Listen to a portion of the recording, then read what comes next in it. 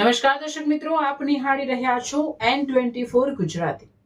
તો નજર કરીશું આજના મહત્વના સમાચાર પર। જંબુસર જય માતાજી યુવક મંડળ દ્વારા 24માં પાવાગઢ પદયાત્રા સંઘનું ભવ્ય આયોજન। શોભાયાત્રામાં ઉમટ્યા ભાવિકો।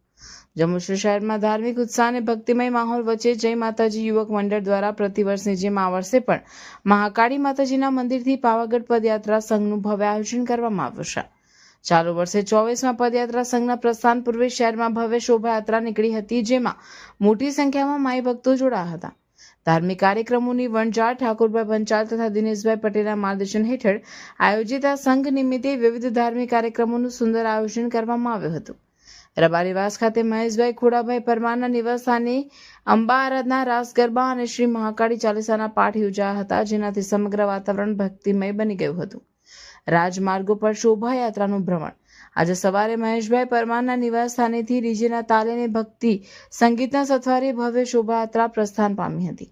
આ શોભાયાત્રા શહેરના મુખ્ય રાજમાર્ગો જેવા કે પઠાણી, ભાગોળ, ગણેશ ચોક, ઉપલીવાટ, મુખ્ય બજાર, સોની ચકલા, લીલોતરી બજાર અને કાવા ભાગોળ થઈ પરત મહાકાળી માતાજીના મંદિરે પહોંચી હતી।